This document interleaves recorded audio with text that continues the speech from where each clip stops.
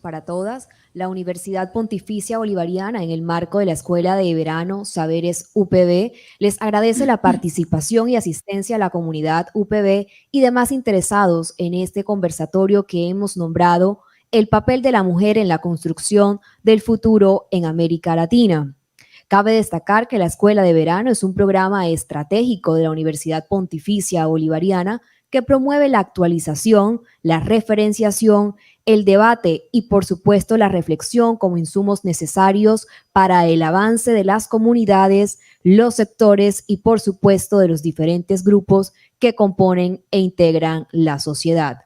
La premisa para este año es el siguiente: el pasado y el futuro se conjugan en el presente vital para resignificar lo que conocemos como tradición e innovación para la transformación. Y en este sentido, donde hablar, poner en común todo lo que significamos hoy en día en el rol que asumimos las mujeres en plural, es fundamental poder repensarnos aún en desarrollo sostenible en clave de todas las potencialidades que tenemos las mujeres a nivel mundial en todos los escenarios, desde el ámbito de la política para la incidencia, la economía, la cultura y, por supuesto, la esfera social.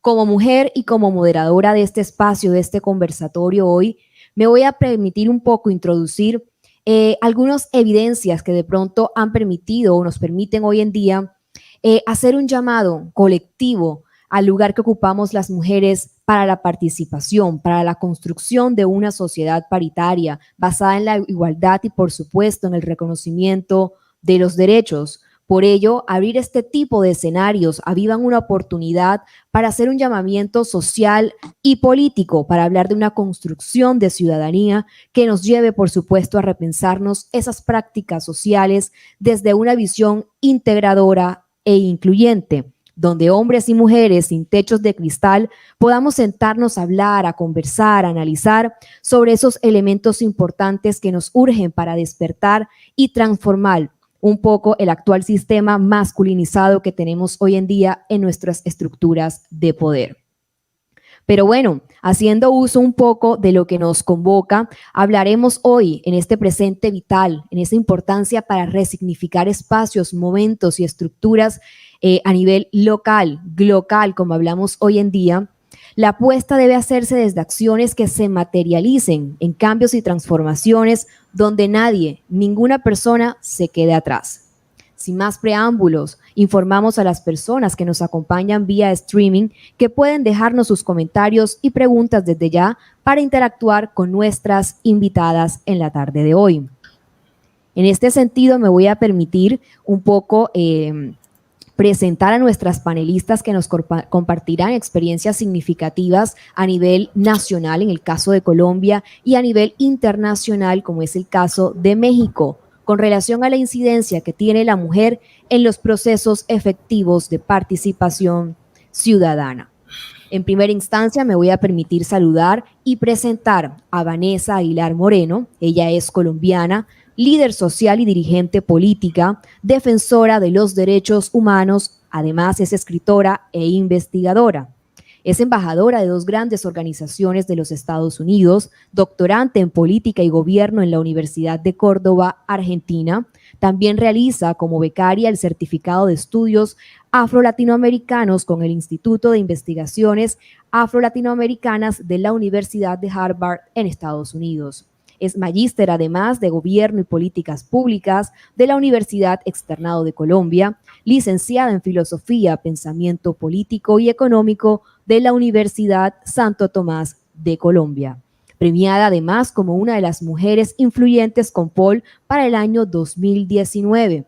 Elegida además por The Washington Academy como la mejor lideresa a nivel internacional en ceremonias oficiales por parte de la Organización de Estados Iberoamericanos. Recibió además la Orden a la Democracia Simón Bolívar en grado cruz oficial que da y otorga el Congreso de la República de Colombia. Cabe destacar que es la primera afrodescendiente en ganar el premio Global Democracy Award en el año 2018. Además, ha recibido premios con relación a su rol como liderazgo sobresaliente que lucha a favor de la democracia, la libertad, y los derechos humanos en el mundo. Durante 2 años consecutivos ha sido elegida como la mujer líder social del país por el portal digital politica.com. Además, fue nominada por los premios afrocolombianos en el año 2018 en la categoría Sector Social por la Fundación Color de Colombia y el periódico El Espectador. Finalmente, me permito reseñar que es autora del libro autobiográfico No fue imposible en el año 2019. Muy buenas tardes, Vanessa, y bienvenida. Muchas gracias. Asimismo, me voy a permitir hacer una breve lectura de Gabriela Fernanda Sodi Miranda, también conocida como Gaby Sodi. Ella es mexicana, artista visual, historiadora de arte, con estudios en perspectiva política del Instituto Siglo XXI Barros Sierra, en conjunto con la Universidad Iberoamericana Campus Morelos.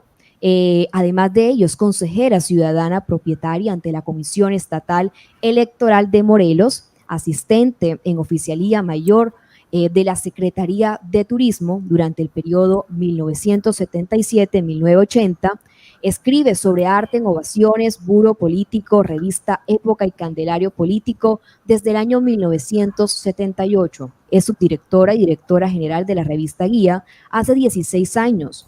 Propietaria del Grupo Muro, un laboratorio de análisis morfológico sobre la integración correcta del arte para los usuarios de áreas laborales ejecutivas. Miembro fundador del Instituto de Cultura Política y Capacitación Ciudadana AC, miembro de la Fundación Colosio como analista política sobre la perspectiva política aplicada a los sistemas culturales del Estado de Morelos desde el año 1993.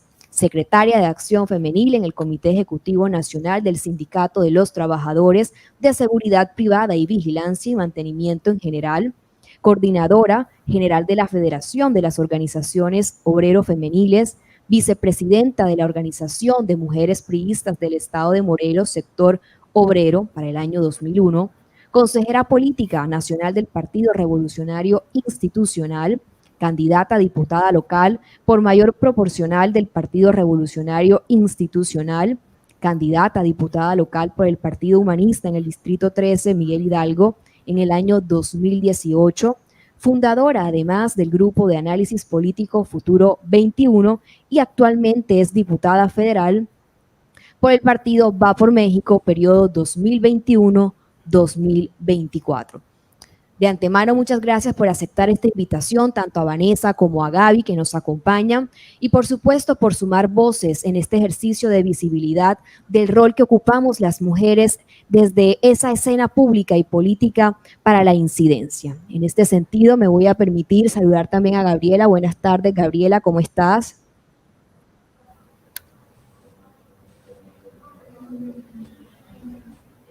Bueno, en este sentido me voy a permitir compartir la metodología. Ok, gracias. Me voy a permitir socializar la metodología que entraremos a compartir un poco en este conversatorio, que tiene como rótulo principal mirar el papel de la mujer, sobre todo para hablar del futuro y perspectiva en América Latina. Cada panelista tendrá un espacio de intervención a partir de una pregunta provocadora. Frente a ello, luego contaremos con un espacio también de unas preguntas orientadoras por parte de las personas que nos acompañan y también las personas que están de manera virtual siguiéndonos vía streaming. Y al final podremos retomar este conversatorio con unas conclusiones generales acerca de esta visión que nos pueden compartir y que sé que vamos a valorar grandemente por parte de Vanessa y de Gabriela. Sin más preámbulo, entonces, le daré paso a Vanessa en primera instancia. Bienvenida, Vanessa.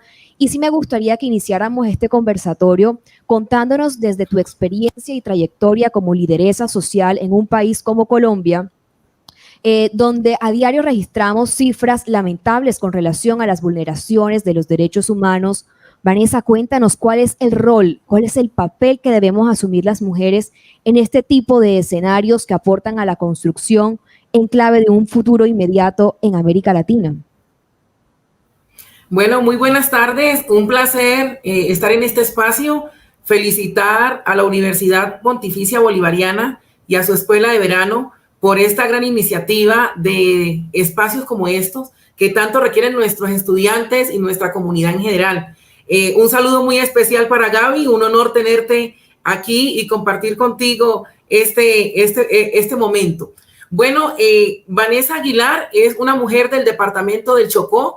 Nací en el Chocó, Colombia. Me crié en San Andrés Islas, en la isla de San Andrés, y actualmente vivo en la ciudad de Bogotá, donde trabajo en el Partido Liberal, dirigiendo la organización para grupos étnicos liberales ONGEL, siendo esta la primera organización al interior de un partido para grupos étnicos en América Latina.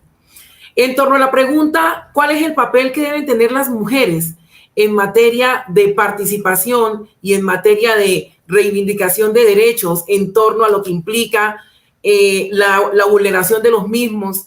Creo que las mujeres colombianas, y en especial la mujer nuestra, es una mujer que es resiliente, donde la violencia en la cual se ha visto afectada nuestro país por más de 60 años, afectó de manera directa a las mujeres, especialmente a las mujeres campesinas, a las mujeres étnicas, a las mujeres de regiones, donde de manera directa esta violencia alteró la composición de sus familias y el modus vivendi de ellas. Y esto pues ha hecho que muchas mujeres nuestras sean hoy unas referentes en lo que tiene que ver con el trabajo, la reivindicación y la construcción de tejido social.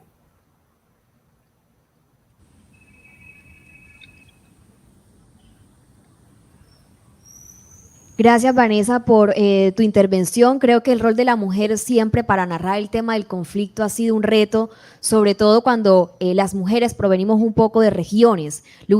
Encontrar ese lugar para estos relatos comunes, evidenciar estas luchas, creo que es importante lograr reconocer ese esfuerzo y esas voces profundas que nos compartes.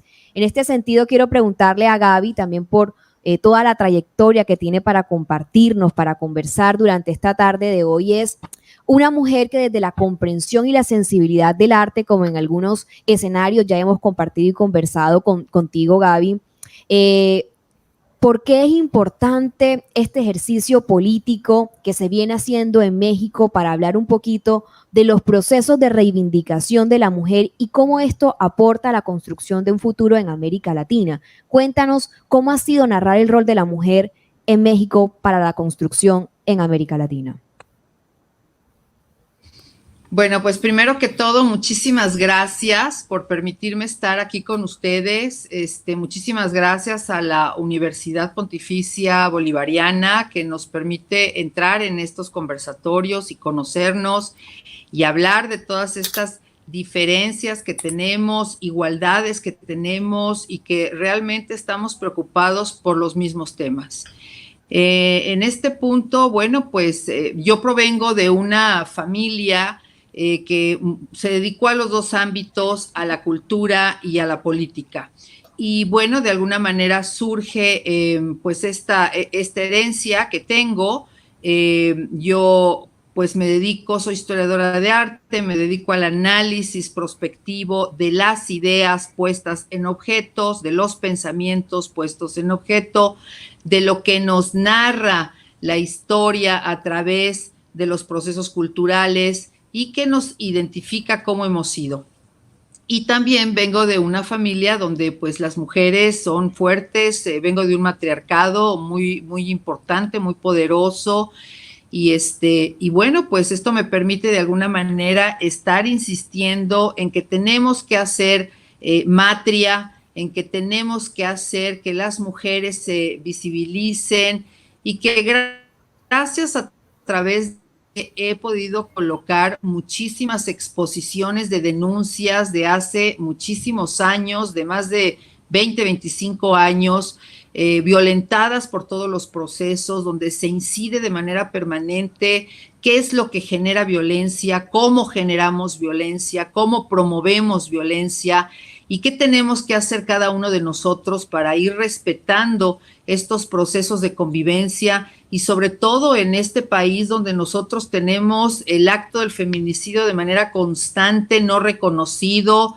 no puesta la lupa en este asunto y que nosotros exportamos desgraciadamente al mundo dos aspectos artísticos brutales, como son las cruces rosas, que dictaminan a cada una de las muertas de Juárez y que nos entregan las madres estas cruces rosas con los nombres de sus hijas, desde muy pequeñas hasta mayores, en este odio y destrucción a la presencia de lo femenino, a la fuerza de lo femenino, que es complementaria, que siempre va a la par de toda este desarrollo de lo humano. Y también nosotros exportamos al mundo los zapatos rojos de todas estas mujeres perdidas, todas estas huellas perdidas, y que los vemos en Trafalgar Square, todos estos zapatos rojos que nombran, que recuerdan a nuestras mujeres mexicanas muertas, y que no es exclusivo de este país, sino que es exclusivo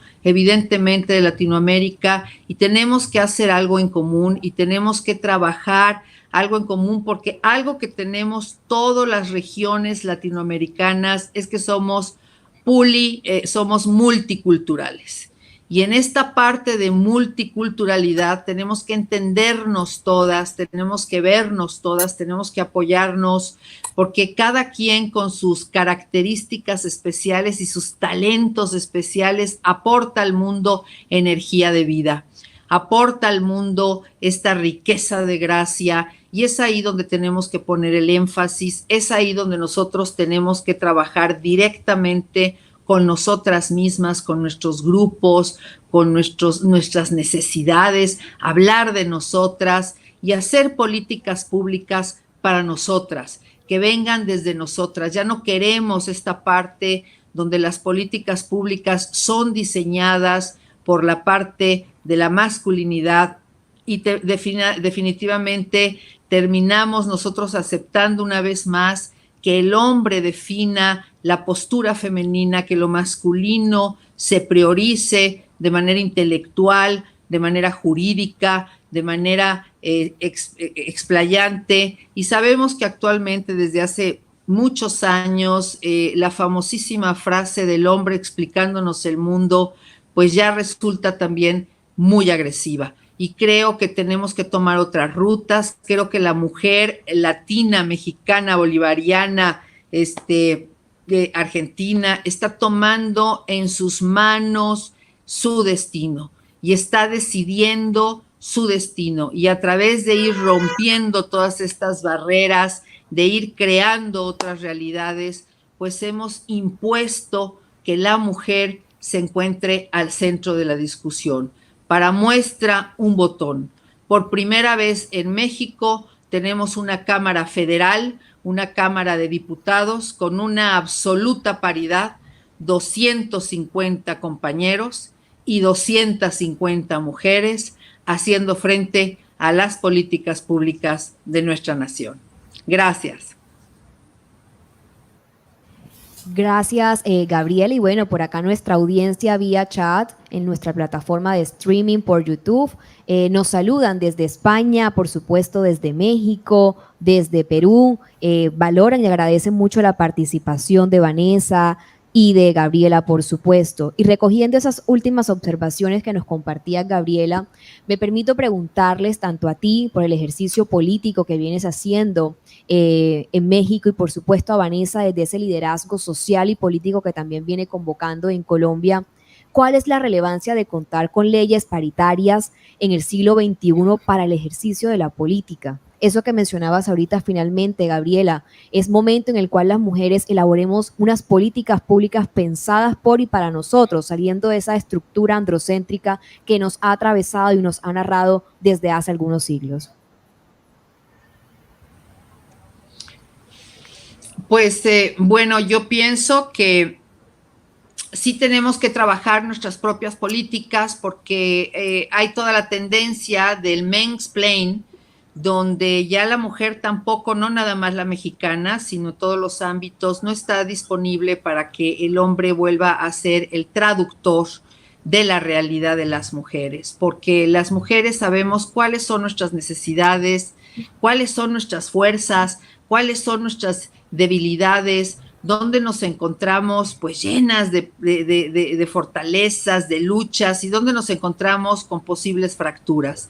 Y creo que esta parte donde las tribunas se están llenando de diamantinas, se están llenando de la presencia de lo femenino y discutiendo desde la presencia de lo femenino la necesidad de lo femenino, y que no tenga ninguna cobertura tamizada por lo masculino, creo que es un parteaguas fundamental para que vayamos logrando las equidades, las armonías, y que vayamos logrando pues un tejido social mucho más equitativo. Sabemos que en México tenemos lugares netamente patriarcales, que ha costado mucho que muchas compañeras nuestras pues lleguen a las curules, lleguen a las zonas de incidencia política, pero además pues estamos también tomando el tiempo que cada una de las culturas vaya adecuando y vaya seleccionando dentro de sus tradiciones, dentro de sus hábitos, dentro de sus costumbres,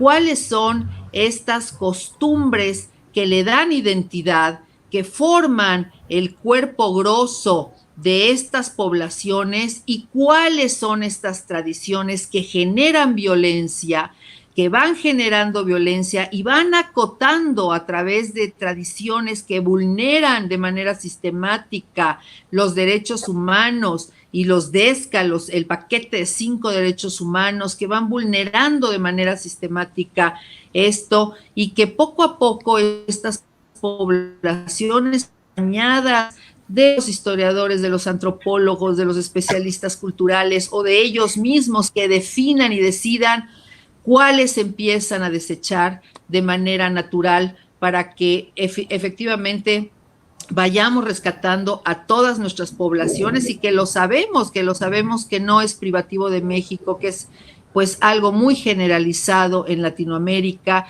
y que tenemos que darnos un poco pues ahora que nadie se quede atrás en esta Agenda 2030. Habrá gente que es muy especializada en algunos objetivos de desarrollo sostenibles, y habrá gente que es muy especializada en el hábitat de la conservación de su cultura propia y de la protección de su cultura propia, tangible e intangible, y que es vivida, y que ellos mismos son casi nombrados patrimoniales.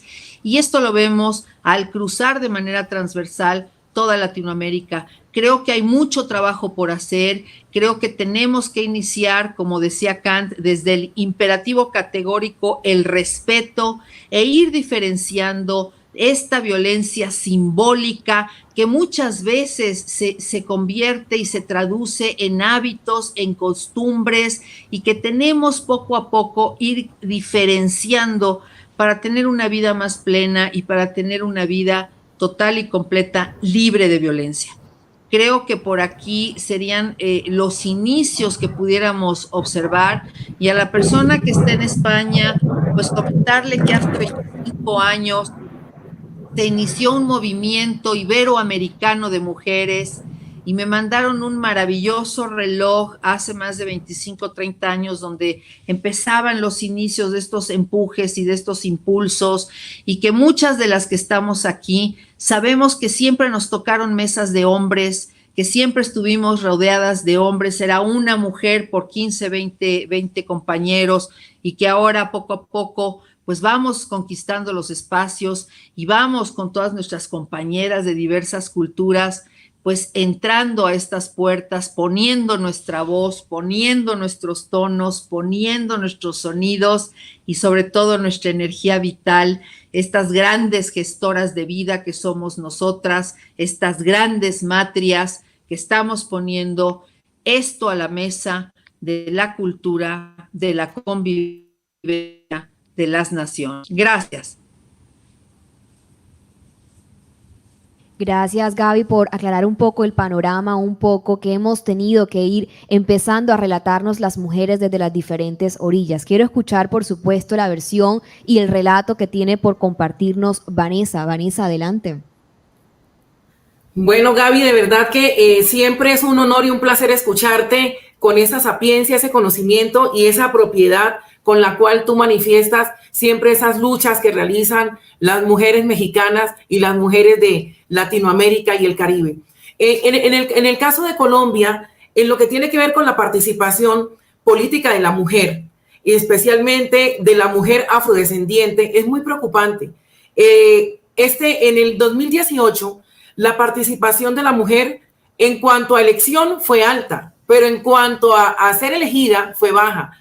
Solamente obtuvimos 55 mujeres, hoy hacen parte del Congreso de la República de Colombia, donde hay 279 curules. Es decir, que el 19,7% de la mujer está representada en el Congreso de la República de Colombia. Y de ese 19,7%, solamente el 3% son mujeres afrodescendientes, como es el caso de la Comisión Legal Afrocolombiana, que es donde hay 3 mujeres, las 3 mujeres afros que hoy conforman el Congreso de Colombia, una senadora y 2 de la Cámara, siendo la Cámara una de San Andrés y la otra del Chocó. Esto nos hace a que nos preocupemos nosotros y nosotras las mujeres en cómo vamos a realizar nuestra incidencia de participación real en las elecciones y en las listas de elección popular en Colombia.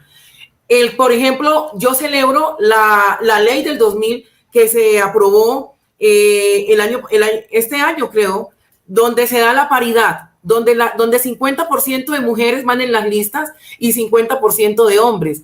Esto va a ayudar a que más mujeres podamos participar y podamos tener mayores posibilidad de acceso a ser elegidas en el Congreso de la República, en torno al Congreso de la República. De igual forma pasa en los consejos y en las asambleas, en los departamentos y en los municipios.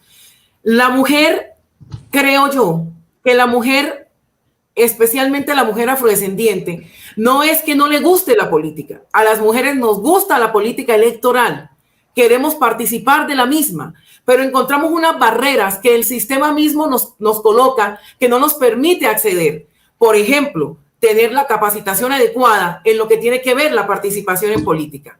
Segundo, obtener los recursos para financiar nuestras campañas, porque no es lo mismo tener las capacidades que nosotras innatamente llevamos o por liderazgo tenemos, pero no contamos con los recursos adecuados para financiar las campañas a la par que lo hacen los hombres o a la par que la pueden hacer algunas mujeres que pertenezcan a castas políticas, que pertenezcan a partidos tradicionales y que por ende eso las conlleve a ser parte de las listas. Pero las mujeres que no tenemos recursos económicos, que no dependemos de una familia política, ¿cómo vamos a participar de manera electoral? Cuando nos gusta la política, queremos ser candidatas, queremos aspirar, pero ahí está la traba un poco económica. Y también está creería yo, lo que es el ámbito de lo público a lo privado y de lo privado a lo público. La gran mayoría de mujeres somos cabezas de familia, donde nuestros hijos, nuestros hogares son el soporte nuestro y combinamos el trabajo político y el trabajo social con el trabajo del ejercicio en las calles, de cómo cuidamos nuestros hijos, cómo cuidamos nuestra familia. Entonces, jugar todos estos roles cuando las condiciones legislativas no son las mejores para nosotras es muy difícil y complicado. Entonces, las barreras de acceso a los escenarios de poder se nos hacen un poco distantes, se nos hacen un poco lejanos, pero esto no puede ser sinónimo de no participar. Por eso la importancia de lo que decía Gaby, de que las mujeres cuando lleguen al Congreso legislen para nosotras.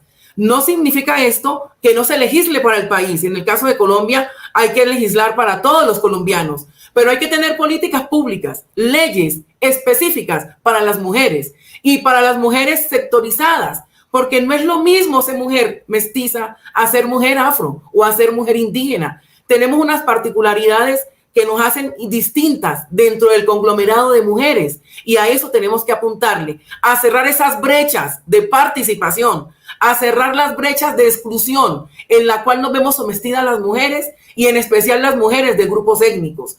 Entonces, yo celebro también esto que viene haciendo México, que hoy tiene 50% de mujeres en el Congreso y 50% hombres. Ese ejemplo que México nos está dando debe ser para nosotros en Colombia un estímulo para continuar el camino que hoy la Comisión de Equidad para la Mujer que tiene el Congreso de la República viene realizando de una manera impresionante. De verdad que yo le doy un aplauso y un aplauso de pie a las actuales congresistas que conforman la Comisión de la Mujer en Colombia, porque estas mujeres han podido realizar y han podido sacar adelante, en el caso de hoy, la ley de paridad en materia electoral, donde han dejado de lado el partidismo, donde han dejado de lado las diferencias y se han colocado en la mesa lo que nos une, que es poder generar puertas abiertas, generar espacios para que muchas más mujeres lleguemos al poder. Como dijo Michelle Bachelet, cuando una mujer está en la política, cambia la mujer. Pero cuando más mujeres están en la política, cambia la política. Y eso es lo que tenemos que hacer, generar ambientes de confort, de inclusión, donde las mujeres con sus diferentes categorías, especificaciones y culturas puedan participar de una manera equitativa. No estamos pidiendo que nos regalen, no estamos pidiendo que nos den por ser afrodescendientes o por ser indígenas o por ser mestizas.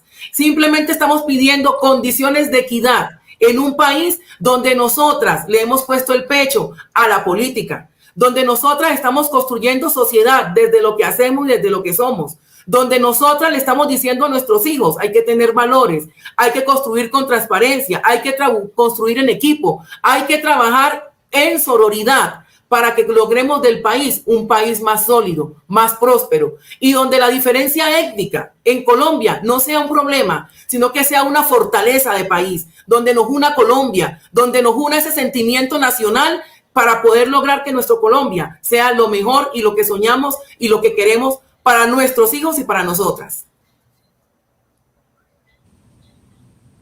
Gracias, Vanessa. Yo me sumo un poco a las palabras compartidas por estas reflexiones tan valiosas que nos hace tanto Gabriela como Vanessa, y es el Quisiera, no sé si se puede comentar. Sí, claro, no adelante. Sé si se puede comentar. Sí. Sí, es que Gabriela, es adelante, te escuchamos. lo que dice Vane. Gracias. Es que interesantísimo lo que dice Vane, porque quiero comentar que en México no fue fácil llegar a esto. Realmente la construcción del Instituto Nacional Electoral, que antes era el Instituto Federal Electoral, pues fue a base de muchas gentes, de muchas vidas. A mí me tocó la transición de 88 a 94, era consejera electoral de una comisión que pues organizaba el gobierno las elecciones, y ahí se empezó a dar que este instituto fuera independiente. Es uno de los institutos que México más quiere, es uno de los institutos que México más cuida, porque es el instituto garante del voto y garante, pues ahora sí, de nuestra democracia.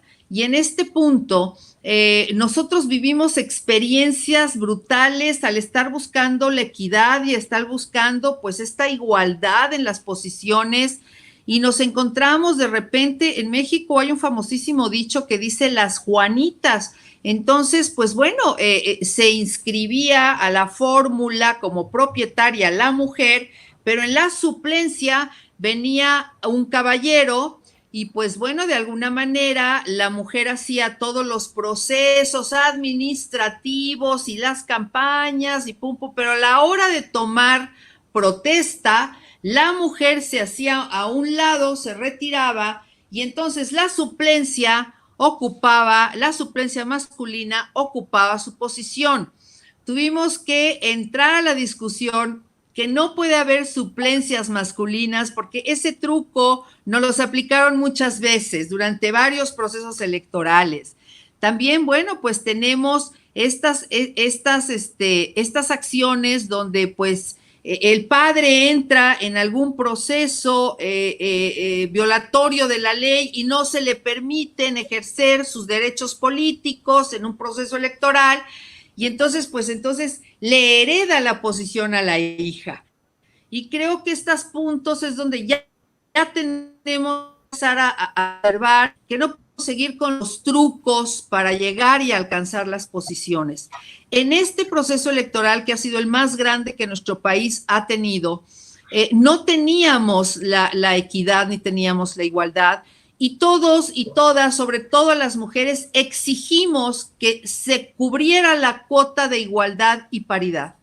y por primera vez el INE pues acomoda los miomos, porque había partidos que definitivamente había 25 hombres por 7 mujeres.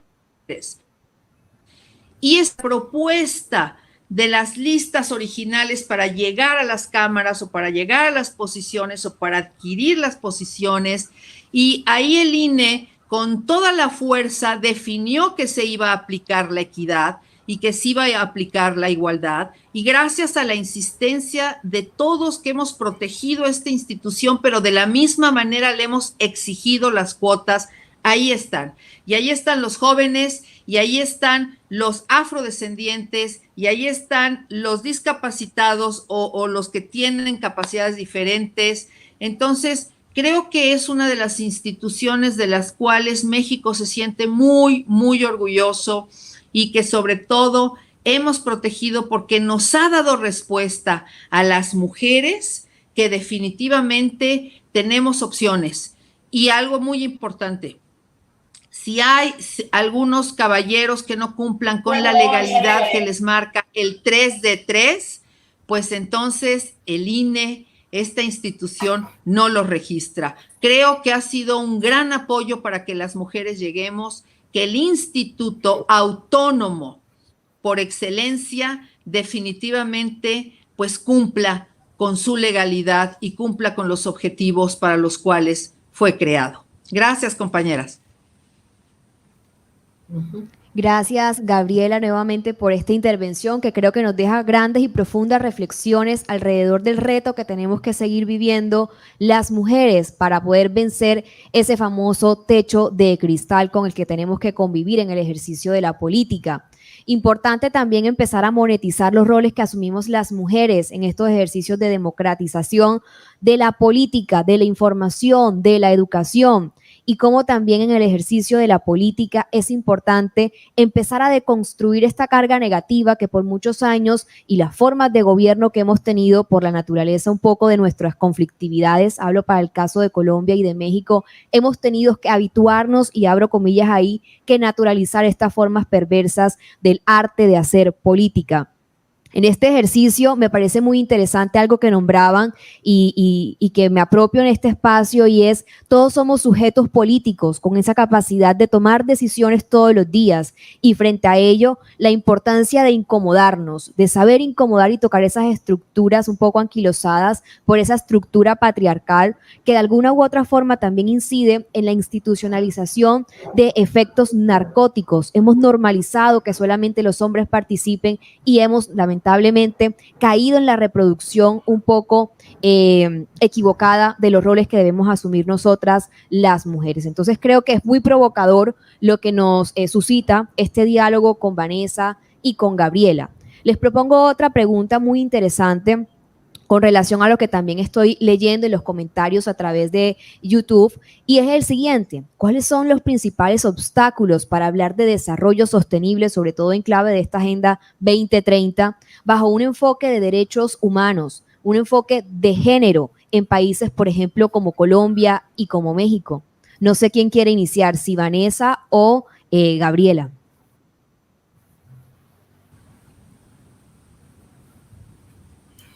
Vas, Vané, porque yo ya hablé 2 seguidos. Ok. Bueno, okay. Consideraría yo que una de las barreras que no permite avanzar en materia de reivindicación de derechos desde lo étnico es la discriminación. Esa discriminación estructural en la cual están basados nuestros países, donde por el simple hecho de tú tener un color de piel diferente te hace menos, donde no se te mira como ser humano, sino que se te mira como una cosa, donde no se te llama por tu nombre o por tu condición de género, sino que te llaman es por tu color de piel, negra, negrita o negrito, donde no, yo te digo negra o negrita es por cariño, donde ese cariño viene marcado con una carga de discriminación, xenofobia y racismo estructural. Entonces, si nosotros no logramos cerrar esas brechas y vencer esas brechas de racismo en nuestras estructuras y en los líderes que toman decisiones, es muy difícil avanzar. Segundo, tiene que ver la inequidad en la distribución de los recursos por parte del Estado. Las regiones más pobres de Colombia son las regiones donde viven las comunidades étnicas, son las regiones del Pacífico, regiones del Atlántico, y en las mismas ciudades capitales donde nosotros estamos ubicados es en los cordones de pobreza que habitan las poblaciones étnicas que por circunstancias de violencia en sus pueblos se han tenido que desplazar a grandes ciudades como Cali, Bogotá, Medellín, Cartagena, Barranquilla, por mencionar algunas. Y los cordones de miseria se han ido ampliando producto de esta discriminación y de esta pobreza estructural, donde no se justifica que departamentos como el Chocó, donde yo nací, tenga 70 años de atraso en relación con Colombia, donde hoy sus únicas dos vías de acceso, que es la vía a Medellín, que conecta a la ciudad de Medellín con el departamento del Chocó, y la que conecta a Pereira con el departamento del Chocó, no estén pavimentadas, donde el costo de vida de la canasta familiar es uno de los más altos del país, donde el acceso a la educación, no solamente en el departamento del Chocó, sino en la costa pacífica, algunos sectores de la costa atlántica y el territorio insular como San Andrés Islas, donde el acceso a la educación superior es limitada, teniendo nosotros universidades como en el caso del Chocó, la Universidad Tecnológica del Chocó y la Universidad del Pacífico en Buenaventura.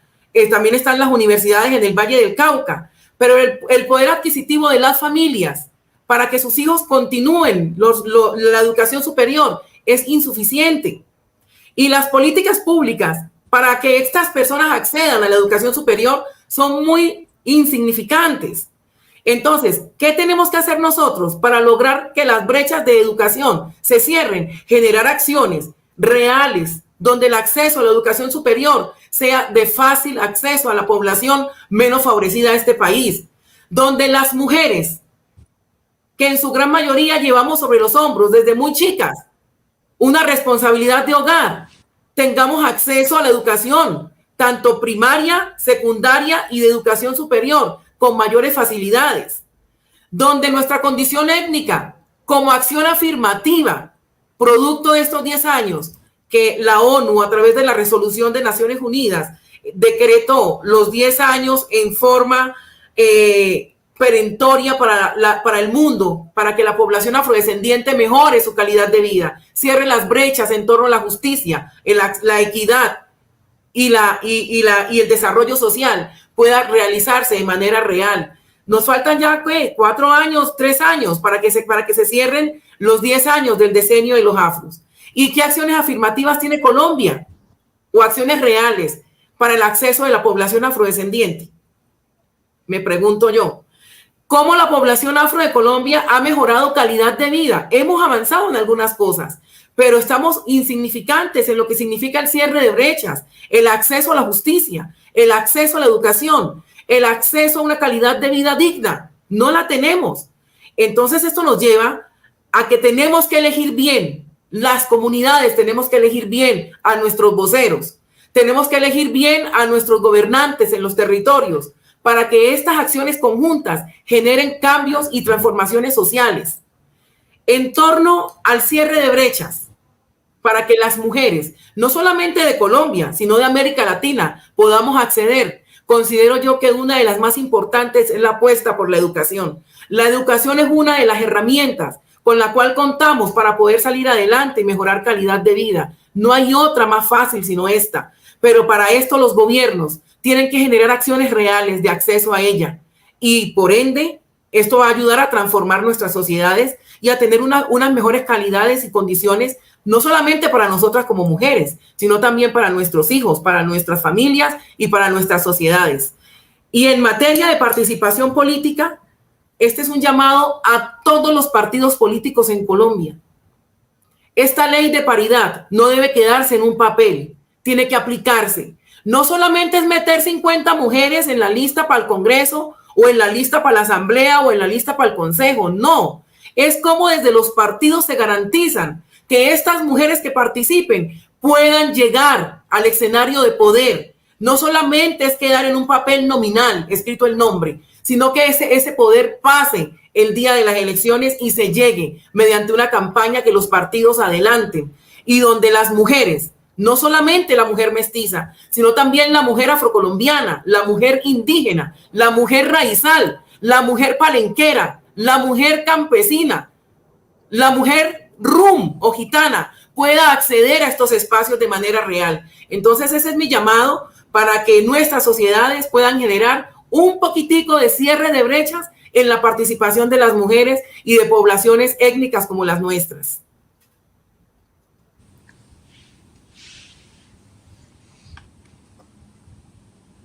Gracias, Vanessa, por esos aportes tan significativos y que de alguna u otra forma plantean todo este escenario que nos ha permeado la participación de la mujer en países, por ejemplo, como el de Colombia. Le doy paso entonces a Gabriela para que también nos dé grandes pistas y luces para poder contar sobre cuáles son estos grandes obstáculos que tenemos que seguir venciendo en clave de derechos humanos y en clave de enfoque de género. Bueno, yo creo, igual que Vanessa, que todavía tenemos ahí todos los rezagos de estos procesos que se están conformando apenas, que se están creando apenas, donde la mujer está entrando pues ahora sí, está poniendo el pie sobre la puerta, déjenme entrar, vamos a pasar, y se está poniendo al centro de la mesa la discusión. Y creo que es muy importante porque también en México, pues sí tenemos zonas donde los patriarcados son absolutos, pero también tenemos compañeros que están creando esta nueva masculinidad, que están fomentando los procesos de nueva masculinidad para que todos vayamos de alguna manera, pues en una misma línea y tengamos este ritmo. Y como volvemos a lo mismo, nosotros somos países multiculturales, entonces unos tenemos un ritmo, otros tenemos otras lugares están en unos ritmos mucho más lentos, otros más vertiginosos, pero bueno, estamos aprendiendo a tenernos respeto, estamos aprendiendo que cada quien es diverso, es diferente y que en esa diversidad nos tenemos que encontrar. Me llama muchísimo la atención, bueno, en nuestro país en este momento se ha optado por un paternalismo que creíamos pues que ya no teníamos, y bueno, pues hay unas políticas públicas que nos indican este regreso al paternalismo, donde una vez más se ratifica la postura patriarcal desde el Estado, y que tenemos nosotros que tener mucho cuidado con esto, porque es una vez más poner la plataforma de estos procesos patriarcales que por costumbre tenemos, donde pues la mujer se queda cuidando a los abuelitos ya en el siglo XXI, donde la mujer en pandemia pues era la adecuada para cuidar a la familia. Bueno, también tenía que ir por los niños, cuidar a los niños. Entonces estamos viendo que de repente los roles una vez más se imponen, y en este caso se están imponiendo desde el Estado, y bueno, pues ha habido una serie de críticas al respecto, porque nosotros sabemos, sobre todo las que hemos trabajado con ONU y con UNESCO, que bueno, pues también hay todo este tipo laboral rosa, todo este tipo laboral de trabajo desde la comunidad de lo femenino, también los impuestos rosas que se conocen, y que bueno, pues el rosa tipifica a la mujer y que también nos da este sello de la mujer, pero de alguna manera es el apelativo con el cual nosotros podemos entendernos que son los temas concomitantes para las mujeres. Y en este caso es importante porque hubo muchísima manifestación de microempresas, de la parte del emprender desde las mujeres, esta autogestión económica con dirigencias muy claras que tenía muy clara la ONU y la UNESCO para bajar el Banco Interamericano para los apoyos de lo femenino. Y bueno, teníamos todo esto y de repente pues entramos en pandemia, los países entran en otra situación y los discursos se hacen diferentes. En este punto es muy importante hacer una observación muy clara para Colombia. Colombia nos regaló algo que no teníamos la gente que nos dedicamos a la cultura y también a las mujeres. Nos regaló algo magnífico, que fue el ingreso de las economías naranjas al plano de la economía y del Producto Interno Bruto nacional. Y yo creo que esa observación que hizo Colombia para pues detener un poco estas guerras que se tenían, estas narcoguerras con las cuales nosotros convivimos en México de manera permanente, fue entretejer este tejido social a través del emprendurismo, de las empresas, de los emprendedores, sobre todo emprendedores femeninos o emprendedores culturales, que permitieran reintegrar el tejido social en la sociedad de manera económica, de manera que fuera participativo para el Producto Interno Bruto. Y muchos de los que intentamos o trabajamos en políticas públicas, pues tenemos una gran observación a ese cambio que dio Colombia para detener su guerra civil y entrar a las economías y empezar a articular economías. Y entonces pequeñas poblaciones que nos quedan muy lejanas o pequeños o grupos extremadamente rurales, por ejemplo en Oaxaca, que tenemos más de 500 municipios.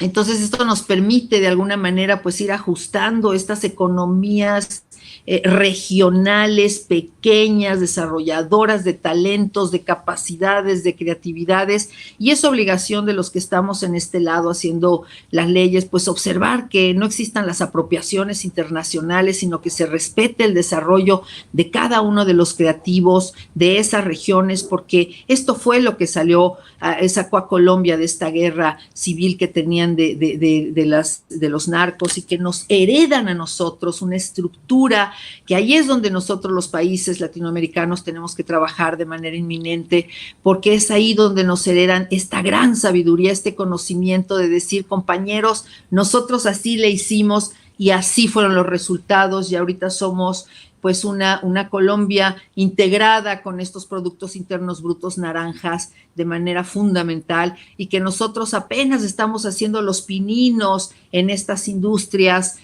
para llevarlas a las zonas regionales. Sabemos que en México pues las industrias naranjas de entretenimiento pues son muy poderosas, pero nos falta la parte que logró Colombia, que fue integrar a estos pequeños núcleos, y sobre todo los núcleos femeninos, a una actividad plena, económica y concreta, que permitiera la libertad de la mujer, porque pues mientras la mujer sea subordinada y esté supeditada a las dádivas del ámbito de lo masculino, esta libertad no se va a lograr de ninguna manera. Y estas autonomías tienen que ser apoyadas, porque de manera natural no se van a dar. Entonces tienen que ser apoyadas por leyes, por reglamentos, por protocolos, para que estas economías que ya están probadas nos permitan a las mujeres de diferentes culturas, de diferentes regiones, de diferentes territorios, pues autogenerar nuestros consumos económicos y aportar a nuestro país, y ser, pues de alguna manera, absolutamente útiles, comprobables en nuestro país. Gracias, compañeras. Gracias también a ti, Gabriela, por esos aportes tan significativos que, como he venido planteando durante todo este conversatorio, nos siguen provocando con ese papel importante de construcción de país, de construcción de todo, un escenario de incidencia desde la participación y el futuro, no solamente de países como Colombia y México, sino en Latinoamérica.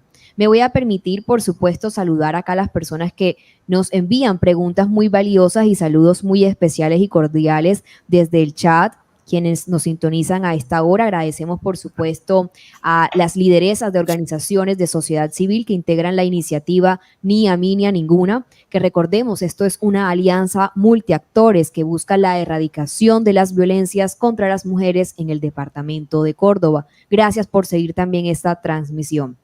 Me voy a permitir hacerles dos preguntas por parte de nuestro auditorio acá presencial en nuestra seccional Montería, y es la siguiente. ¿Cómo desde el rol de universitaria puedo romper esquemas y estereotipos para generar procesos de igualdad en los territorios? No sé quién toma la vocería para responder, Gabriela o Vanessa. Bueno, a ver, vamos a darle, desde la universidad es muy importante. Bueno, ya estamos las mujeres en la universidad, ya estamos, escogen, porque pues antes nos escogían hasta las carreras, entonces, bueno, pues ya estamos allí. Creo que hay algo muy importante que hemos ganado las mujeres y que tenemos que tener esta claridad, que es el lenguaje de la A. el lenguaje que nos incluye, el lenguaje que nos habla a nosotras mismas. Tenemos que empezar a respetar nosotros la forma como convocamos a través de la palabra. ¿Por qué? Porque sabemos muy bien que en el mundo hay dos tipos de discursos y hay una gran guerra en este momento sobre el dangerous speech, los discursos de peligro y los discursos de odio.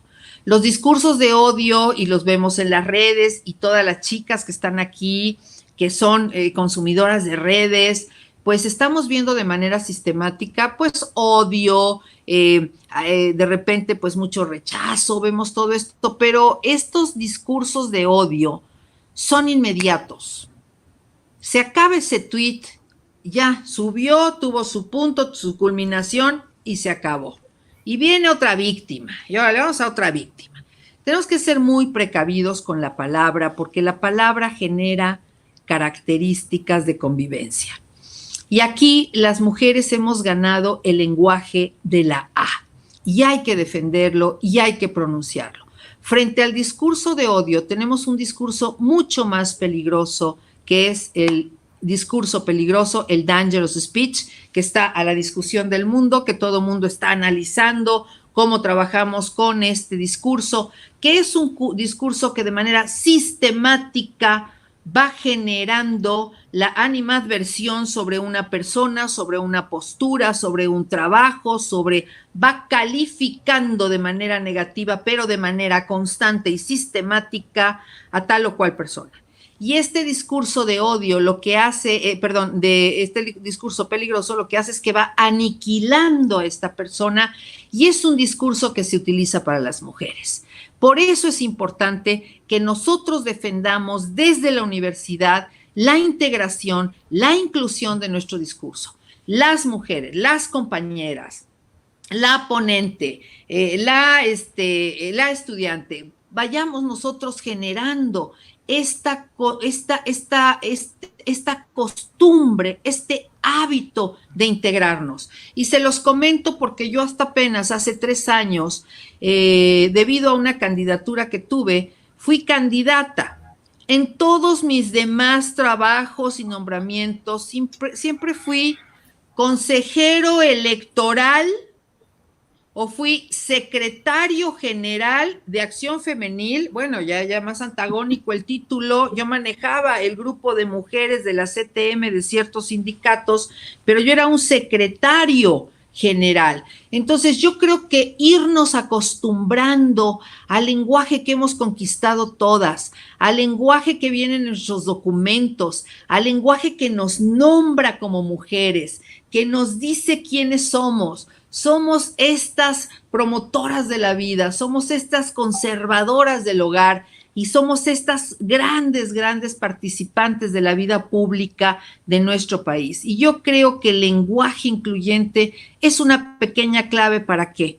Para hacer a un lado y empezar a poner estos hábitos de beneficio y estos hábitos de acciones positivas e ir haciendo a un lado los hábitos que sabemos muy bien que seguimos consumiendo en nuestras regiones, como es la venta de las pequeñas, como es la prostitución de las pequeñas, la comercialización en matrimonio de las pequeñas. Sabemos muy bien lo que pasa en nuestro género y creo que es importante que nosotros vayamos nombrándonos con estas grandes luchas y con estos grandes logros, como ha sido el lenguaje de la A. Gracias, compañeras.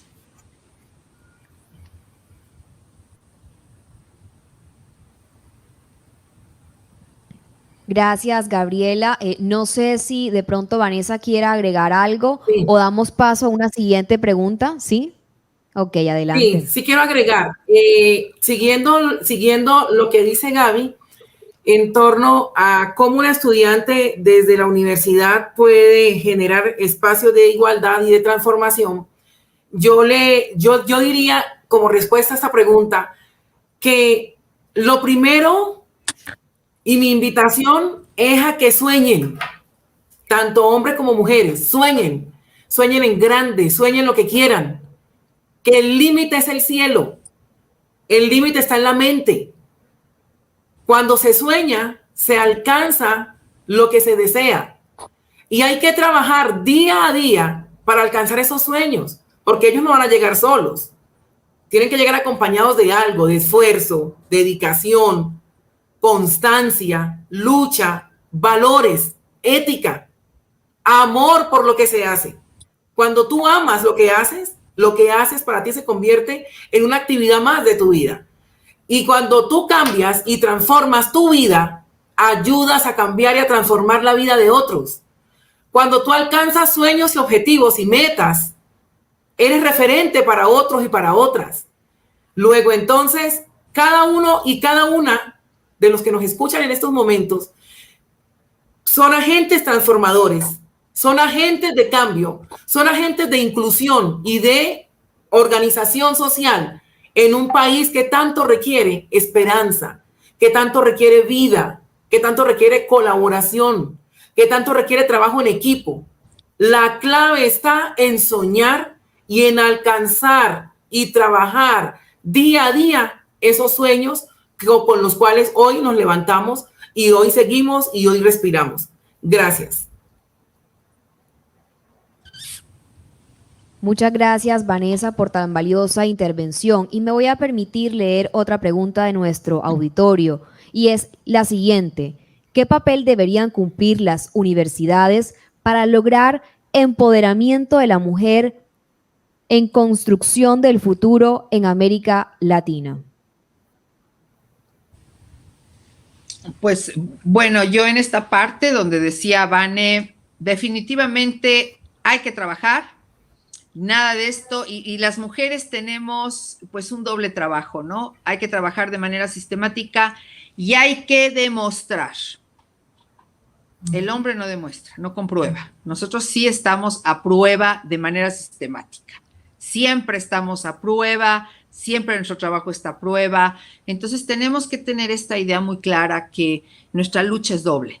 Nuestra energía tiene que ir y muchas veces, pues sí, como dice Vane, hay que pensar, hay que soñar, hay que tener la idea enfrente y ir sobre esta idea, ir sobre este sueño y no detenerse. No detenerse y ir de manera sistemática, ir conquistando, ir logrando los espacios y ir llegando a estas circunstancias, ¿no? ¿Qué debiera tener una universidad? Creo que la educación ha cambiado de manera radical y tenemos que ser muy claros en la educación. En México, bueno, pues yo me toca, pues son muy generosos ciertas escuelas conmigo, con las cuales yo trabajo y creo algunos programas con estas entidades, porque nos hemos dado cuenta que evidentemente tenemos varias inteligencias y dentro del aprendizaje pues tenemos varias maneras de aprender, que son las 4 fundamentales, que es la memoria, el entendimiento, la síntesis y la creación. Entonces, pues desgraciadamente en México nada más trabajamos la primera, que es la memoria. Entonces tenemos que ir a la segunda etapa de entender qué estamos estudiando, de tener la conciencia que estamos sabiendo, cuáles son nuestros saberes, cuáles son nuestros conocimientos. Ya acabé ya. No, o sea, realmente estamos en el entendimiento del proceso del conocimiento o seguimos nosotros insistiendo en la memoria y si seguimos nosotros pues insistiendo en el acopio de datos sin esta parte del entendimiento. Y bueno, después de entender viene la segunda etapa, que es la sintetización.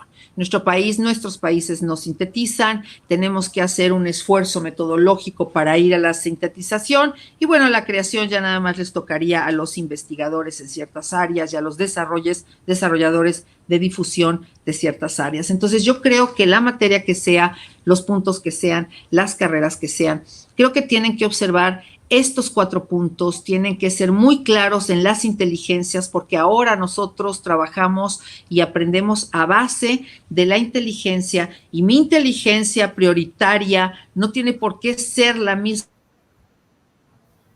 que la de mi hermana, mi sobrina, o la de mi compañera en Colombia, o mi compañera en Venezuela, o mi compañera en Argentina, o mi compañero, y ahí tenemos que tener a estos docentes absolutamente capacitados para identificar quién tiene la posibilidad de abstracción, quién tiene la posibilidad de los desarrollos, no nada más llegar y me toca biología y pues ahí te va toda el serie de machote de biología y a ver qué es con él, o anatomía y a ver qué es con él. Creo que esta parte donde hemos perdido de cuenta y de entendimiento lo que significa la palabra educar. Educar significa tomar de la mano y conducir. Es el famosísimo edusare. Y creo que este edusare tenemos que retomarlo, tenemos que volver al lenguaje. Ya no podemos vivir de manera semiótica en lenguajes abstractos que no podemos hacer concretos. Tenemos que hacer referencia con el lenguaje. No podemos ser el hombre de la rosa en el nombre de la rosa y a ver qué abstracción. Tenemos que ser concretos, que el saber nos sirva a los que estamos en este momento y en este siglo y en este planeta para tener una vida de beneficios y una vida con características superiores de lo básico humano. Creo que las universidades tienen que replantear la metodología básica, que es muy sencillo, volvernos, ahora sí que back to basic, volver a lo básico y volver a entender que el edusare, el conducir, nosotros no estamos conduciendo a jóvenes, a niñas, a adultos, estamos conduciendo vidas.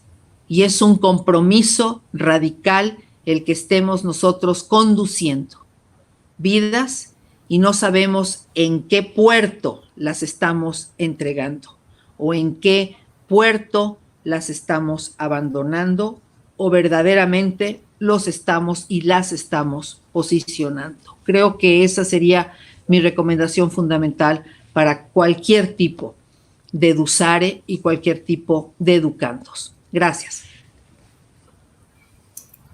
Muchísimas gracias, Gabriela, por esas pistas tan significativas para nosotros desde la corresponsabilidad que debemos asumir en las universidades. Y finalmente, Vanessa, cuéntanos un poquito cómo podríamos darle respuesta a esta pregunta que nos hacen nuestras estudiantes. ¿Qué rol debemos asumir las universidades para este aporte significativo del empoderamiento de las mujeres? Bueno, de verdad que esta pregunta me parece muy importante porque lleva a la esencia de lo que es esta escuela de verano con el título de este año, Retro Futuro. Yo diría que las universidades, todas las universidades en el país y en Latinoamérica, deberíamos apuntarle a lo retro, es decir, conocer nuestra historia, conocer el pasado, para no repetir cada vez que salga un estudiante lo que siempre decimos que no debemos repetir. En el caso nuestro, debemos conocer nuestra historia diáspora, nuestra diáspora, conocer de dónde venimos, para dónde vamos, qué estamos pensando en materia de lo diaspórico, en materia de lo étnico, en materia de lo de género, y así en cada una de las especificidades en las cuales están conformadas nuestras sociedades. En el caso particular de Colombia, aplaudo esta iniciativa de la Escuela de Verano de la Universidad Pontificia Bolivariana, porque tenernos a Gaby y a mí en este escenario es muestra de amplitud, de apertura, de cambio, de decir, nos interesan las diversidades, nos interesa qué está pensando América Latina en torno a las mujeres, en torno a la política, en torno a los jóvenes, en torno a la educación, en torno a lo étnico. Porque cuando hablamos los problemas, podemos llegar a soluciones, podemos llegar a entendernos. Cuando nosotros entendemos que no somos iguales en materia de pensamientos, somos iguales en materia de humanidad y de derechos humanos, pero en materia de diversidad somos diferentes. Pero esa diferencia en la academia no puede ser factor de discriminación ni de apartheid, sino de lo contrario. ¿Cómo se generan acciones afirmativas para lograr que nuestros estudiantes se complementen, se compenetren en la educación? ¿Cómo lograr que los docentes entiendan que un estudiante de región viene con unas condiciones y con unas formas de pensar diferentes a un estudiante de ciudad? ¿Cómo la universidad genera acciones afirmativas en torno a la inclusión de poblaciones como las nuestras? Por ejemplo, qué bueno sería que la Universidad Pontificia Bolivariana diera un paso adelante diciéndole al resto de las universidades el 30% de cupos a partir del año 2022 para estudiantes va a ser población afrodescendiente con un cupo X para mujeres. Eso para nosotros sería algo importantísimo. Qué bueno sería que el Ministerio de Educación aplicara la etnoeducación, que no se quedara simplemente en la norma que quedó escrita, sino que llegara a los colegios, no solamente a los colegios afros o étnicos, porque la etnoeducación no debe ser simplemente para nosotros, sino para todo el pueblo colombiano, para toda la sociedad, porque todos merecemos conocer los aportes, retos, visiones que cada uno de los grupos étnicos han aportado a la construcción de país. Todos tenemos que conocer que la forma de pensar de un afrodescendiente del Chocó es diferente en algunos temas al afrodescendiente del Cauca, o al afrodescendiente o al raizal de San Andrés, o al palenquero, que son los grupos étnicos los cuales conforman el país. Según la Corte Constitucional, tenemos 6 grupos étnicos en el país. Cada grupo étnico tiene su particularidad. En materia de las comunidades negras, nos conforman las comunidades negras, los afrocolombianos, los raizales, los palenqueros. Están las comunidades indígenas y los gitanos orum. Estos 6 grupos étnicos que conforman el país son totalmente diferentes en sus costumbres, en sus lenguas y en sus formas de pensar. Tendremos que hacer una apuesta de qué es lo que nos une como pueblo colombiano para poder seguir avanzando, sin perder de vista la particularidad de la cual hoy es la fortaleza del país. Y en materia educativa, aquí está sobre la mesa una posibilidad de generar inclusión en la educación, de generar inclusión en los textos educativos y de generar esa unidad y armonía en torno a lo que implica la nacionalidad colombiana. Muchísimas gracias, Vanessa, por esa intervención con ese sentido de apropiación del contexto que hemos vivido durante muchos años para el acceso y permanencia a la educación en países, por supuesto, como el de Colombia. Me voy a permitir ir cerrando con algunas conclusiones de esto que hemos conversado, que hemos debatido, que hemos problematizado alrededor de cuál es el aporte y el rol de la mujer, sobre todo en estos ejercicios de incidencia y de construcción de un futuro para América Latina. Conclusiones significativas como la importancia y la urgencia de incomodar estructuras de poder, narrarnos desde un lenguaje incluyente, gobernar desde políticas públicas hechas y pensadas con las mujeres y para las mujeres, incidir, por supuesto, desde un enfoque basado en derechos humanos y un enfoque de género desde una mirada intersectorial y multicultural. Y finalmente, creo que es el reto común que tenemos todos, hombres y mujeres, darle fin a techos de cristal que limitan la acción en la escena de lo público de la mujer.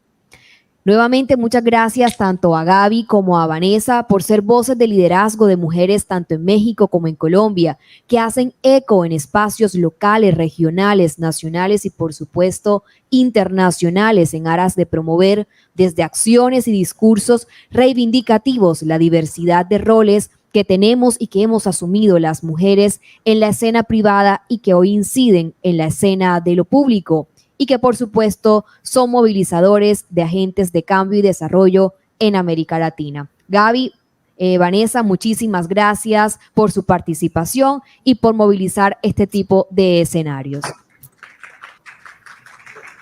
Muchas gracias, muchas gracias. Gracias por Muchas gracias. Gracias, Vane. Gracias, un honor.